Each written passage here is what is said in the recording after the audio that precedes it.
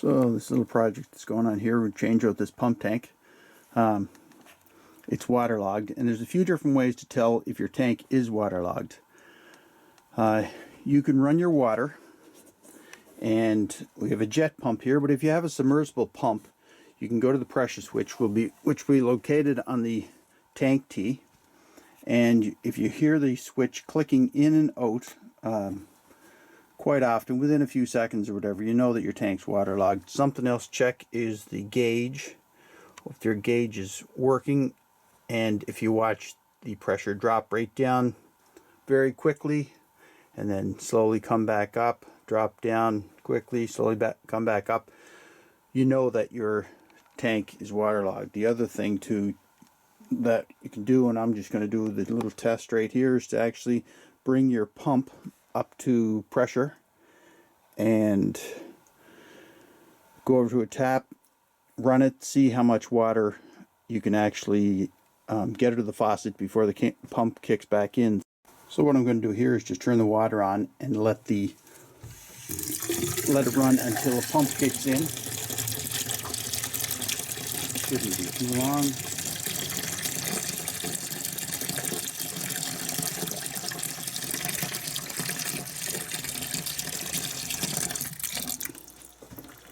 It's running right now.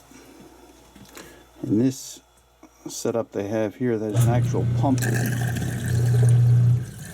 that lifts the water into the source. So there, the pump just ran for, well, probably, it wasn't 10 seconds, and it shut off. So I'm going to plug this off and just show you how much water comes out of the tank until the pump does kick in.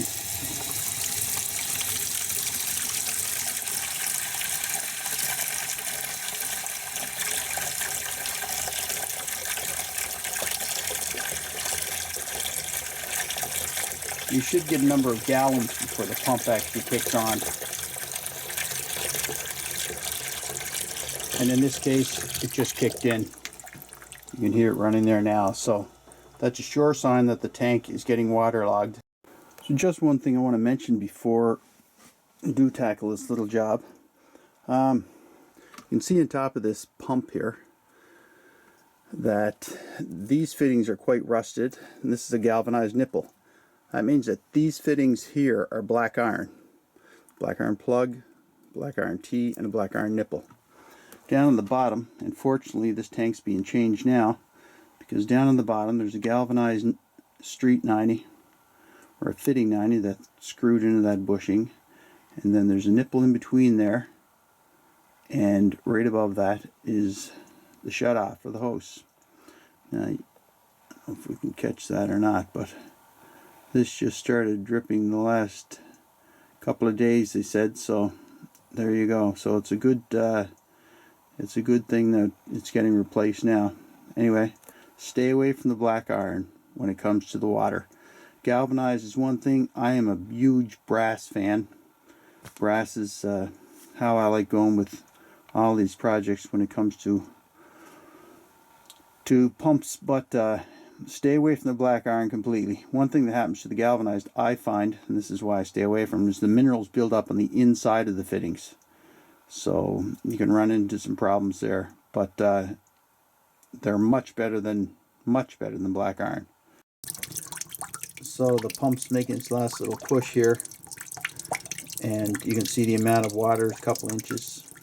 Should be probably about 3 to 4 times that. Anyway, you should be able to flush your toilet without the pump running, and it's going to ease up on your light bill, and it's going to ease up the pump.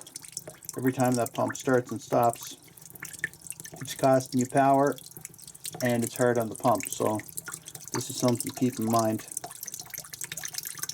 You can also go to the tank itself and give the tank a little tap, and you'll hear like a thumping sound,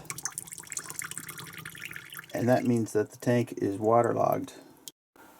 So you can see right here on this tank where the water level should have been and was for a number of years. So you can tell now the sound hasn't changed any. right at the very top, it's probably a little better.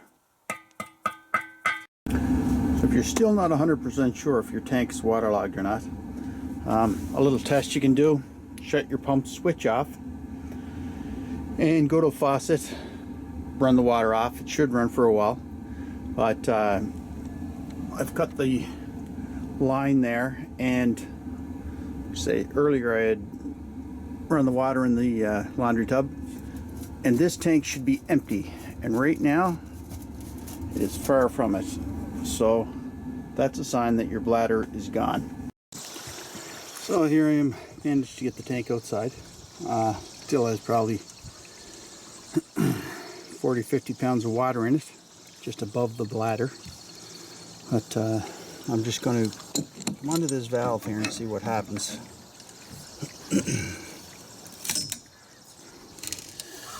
And that is what happens with black iron.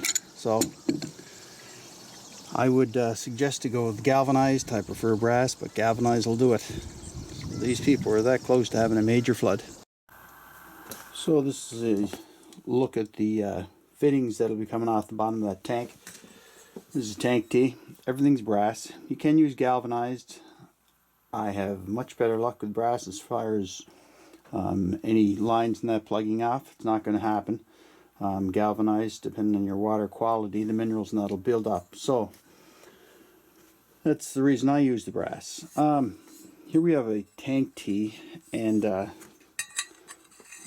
I'm going to have a 1-inch supply line coming from my pump. And the reason I use 1 inch, it's going to put the water in there that much quicker. I think I have a 3/4 adapter. Not sure if you can see that. Here's a 3/4 male by barbed adapter there, and you can see the 1 inch is twice the diameter of it roughly, and it's going to get the water in the tank that much faster, meaning that the pump's going to be shut off that much sooner and saving the homeowner some money. So yes, one thing about this tank T, there's a you know, you can see it on the outside here, I believe. I'll bring that up, maybe you can't, but that's the cast, and there's a line right here. I'm after splitting a tank T in the past, so to get around that, you can put some Teflon on there and drive that in, and it'll be all set. But what I do, I take an 1 by 3/4 coupling, and then I screw my nipple into that. No issues then as far as that goes, and I prefer it that way. So we'll give a 90 on here, like so. Our nipple there. I always put a doesn't quite feel right. I always put a union here. Then nipple and a valve. I have a Vega male by PEX adapter, and from there I'll be going with 3/4 PEX. If this was a submersible pump, you'd have a nipple here and your pressure switch. We don't have that, so I'm simply going to plug that off. And if it was a submersible pump, I'd also install a relief valve. This is just jet pump. It's a 75-pound relief valve. I have seen them blow off in a submersible. So I simply plug that place off as well. Stick a sediment faucet. Always face your sediment faucet in such a way that you can get the hose on it in the future. That last one, it was pointed down like that. I couldn't get a hose on it, so I had to turn it back. The other thing is a gauge. That pump has a gauge on it already, but for the sake of a couple of dollars, you'll be able to tell in the future if that gauge is bad.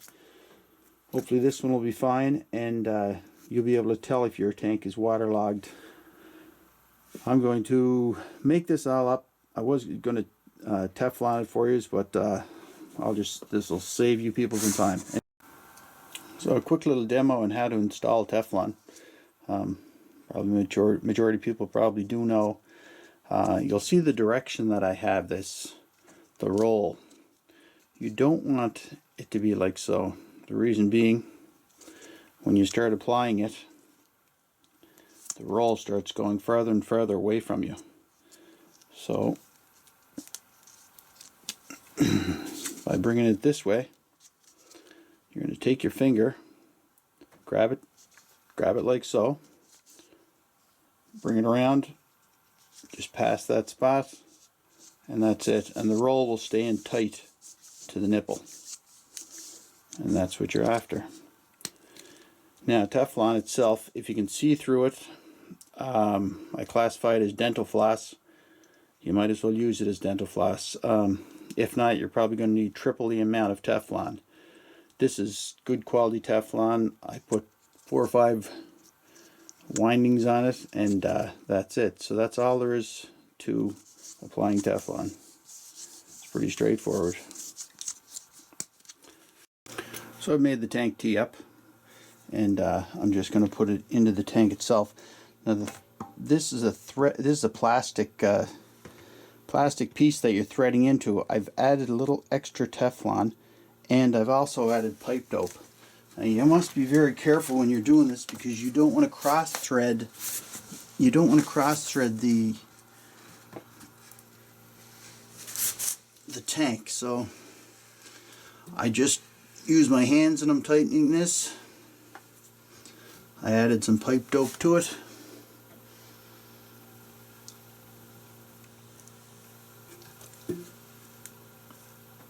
And that's it right there.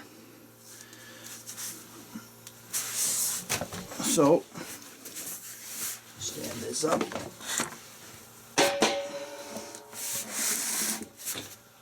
And that's what you'd be looking at. So I've replaced the black iron that was coming off the pump with brass, and I've tightened the plug in. The pump is already full of water, so it doesn't have to be primed. And what I've done, I've come over with a 3/4 inch nipple and dropped down here with a 90, and I've put on my inch by 3/4 coupling 1-inch male adapter. My hose is going to come straight up into that. And the reason that I did this, I don't always do this, but in this instance, the tank and the pump, there's such a difference in height.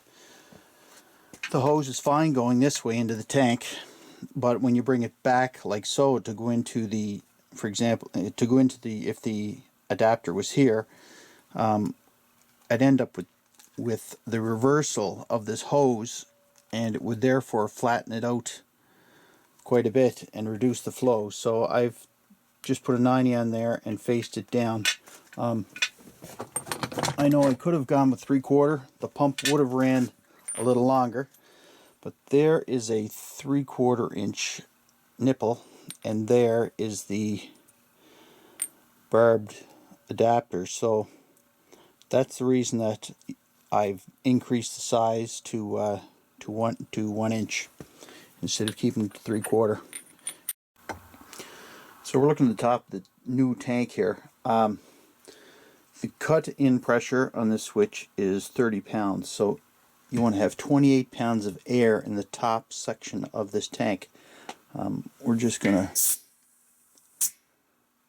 fire the gauge on there and see what we do have, and it is around 36 pounds.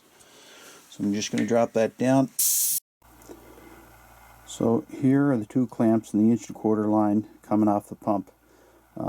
One has no rust on it whatsoever, and is completely stainless steel, meaning the screw is stainless. And the other one, as you can see, the screw is steel and the clamp is stainless steel. If you are putting clamps on your line going down your well, make sure they're all stainless steel. I've seen a few times now where people have run out of water, and the problem is the screw actually rusted off after a couple of years. So go with the all stainless and you'll be all set. Here's the old pump that was in there beforehand, and You can see they had galvanized fittings, and this is why I'm such a brass fan. You can see that already the end of that adapter is gone on both sides. Brass, you're not going to have that problem, so it's worth spending a few extra dollars for sure.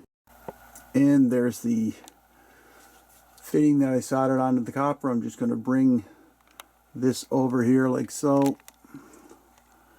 See, somebody did a little carving in the floor. There was something there before. I think it's a dishwasher by the look of things. It looks like, oh yeah, that's a waste line and a water line, so that's just going to come over and come straight down into this fitting, and we'll be all set. So the way the Vega works, it's just a crimp tool, and what I did, I took a measurement from here. I added an extra inch just above the floor joist. I'll take this, slide it up like so, drop that in place. And the bonus side about Vega is that you can see here there's a little hole. I'm hoping that you can see there. There's a little hole that says that you can see that the pipe has gone all the way into the fitting. So it's just a matter of putting the jaw on it like this, crack the handle, give it a squeeze, and that's it. The crimp ring comes right on the fitting. You don't have to worry about that except for the valves, and it's a great system.